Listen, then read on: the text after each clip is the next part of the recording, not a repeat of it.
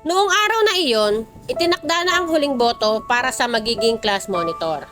Tahimik ang silid, lahat naghihintay kung sino ang mapipili. At nang tawagin ang pangalan ni Ants, si Ants ang nanalo.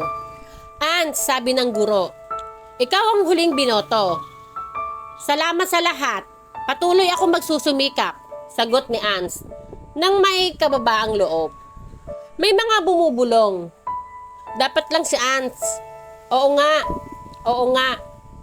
Ngunit may isa ring nagtanong, bakit siya? Sa totoo lang, si Ants ay kilala sa klase. Hindi pa siya nakita ng mga kaklase na namumula sa galit o nawawala sa sarili.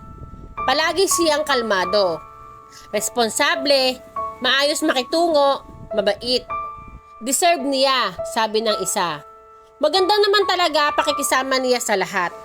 Isa pa ang nagtanong, masaya ka ba sa pagkapanalo? Sagot ng kaklase. Bibilhan kita ng milk tea. Hindi na bago ang pagiging kilala ni Ants. Sikat ka naman talaga sa klase. Dagdag pa ng isa. Pero may nagtanong na may halong hinanakit.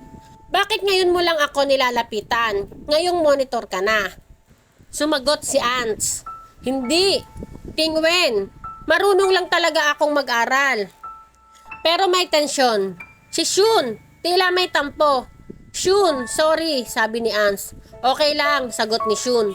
Pilit nang umingiti. Para maibsan ang lungkot, inabot ni Ants kay Shun ang isang regalo. Isang meteorite cup. Mas maganda pa ang balot nito kaysa sa akin, sabi ng kaklase. Ayos lang, tungkulin ko ito, sagot ni Ants. Naalala rin ni Ants ang post ng Weibo. Tingnan mo, kilalang kilala mo ako. Oo, yung huling performance mo, yun ang pinakamagaling. Kinabukasan ay may sports meeting. Paalala ni Ants, huwag mong kalimutan sumali. Okay, sagot ng kaklase. Dumating si Gao Yang Wei. Dala-dala ang maraming tubig. Salamat, sabi ng mga atleta. Kayo ang pinakamasipag.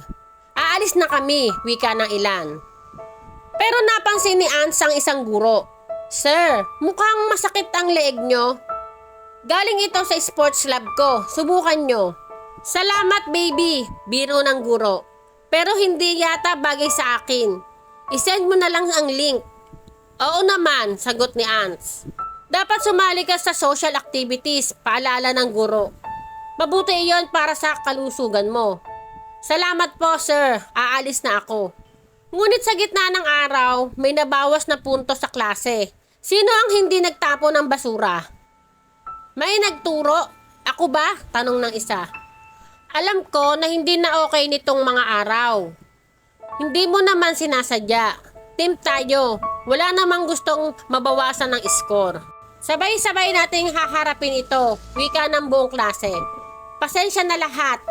Kasalanan ko. Hindi ko na uulitin, wika ng isa na may bigat sa dibdib. Ngunit may isa ring bumanggit, ang yabang mo naman. Okay lang, sagot ng iba. Si May, hindi na raw maganda ang pakiramdam kamakailan. Inaalala rin. Bawal sa'yo ang malamig, sabi ni Ants. Bibigyan kita ng mainit, walang asukal. Napaka-thoughtful mo, sabi ng isa. Bilib ako sa'yo.